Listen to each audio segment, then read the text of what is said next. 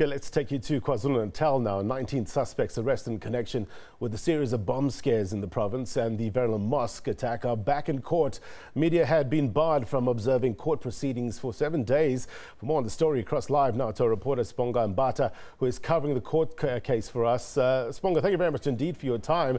Let's just get some background initially with regards to this bomb scares in the province.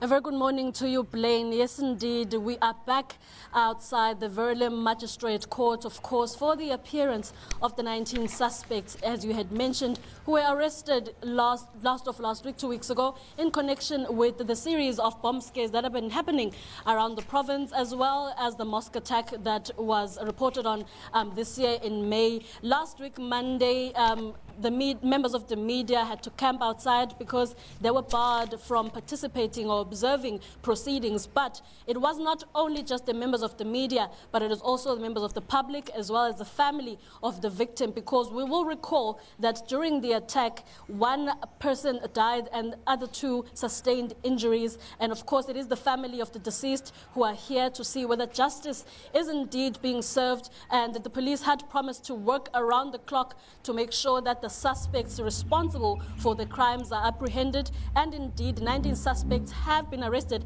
in connection to the crime, and we are yet to see as the proceedings continue whether or not they are indeed the people that are behind the series of bomb scares as well as the mosque attack. But of course, we will recall that after the barring, the media had to stand and wait outside throughout the day on Monday, and it happened again on Tuesday. The communication from the Hawk spokesperson, Brigadier Hangwani Mlaudzi, was that they had requested 7 days for the identity parade to be concluded. And also, a Swahili interpreter was brought in to communicate information between the alleged suspects as well as the court management.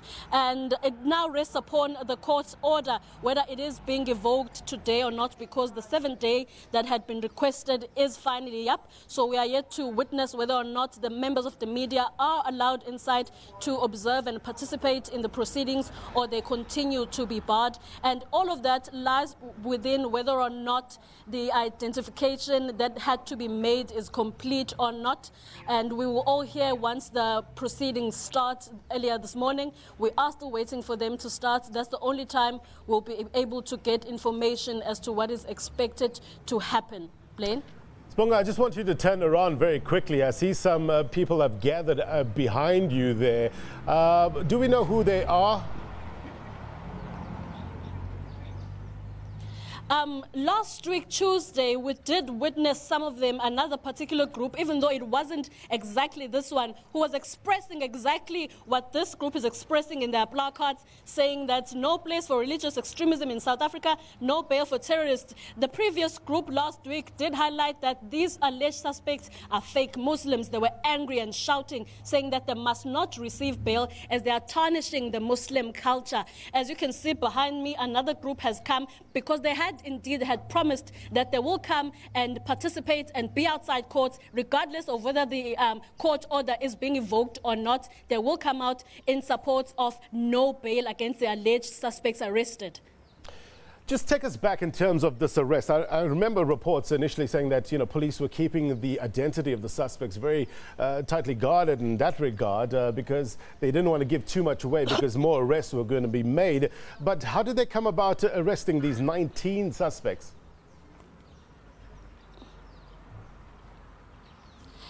It was an investigation that took the police. It was a multitask team that was actually investigating and managed to bring to book these alleged 19 suspects. It was a 4-month investigation from May.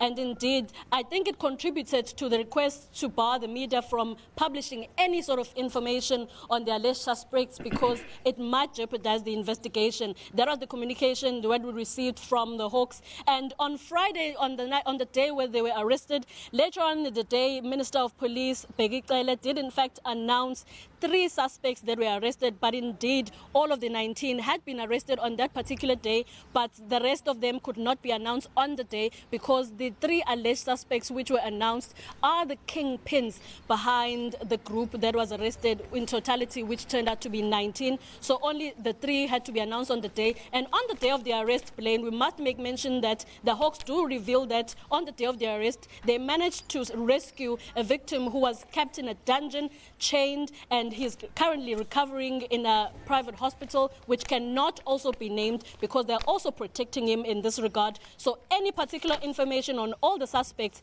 is only yet to be found out because seeing that the media had been barred for 7 days, we are only hoping to get information on who the suspects are and if we are even allowed to publish who the suspects are as yet, because there's quite very serious charges that they are currently facing, including attempted murder as well as POC Datara, which is the Protection of Democratic Act Against Terrorist Activities. So it's quite a sensitive matter indeed. So we will continue to observe and see what sort of information are we allowed to gain access to and be able to publish at this point.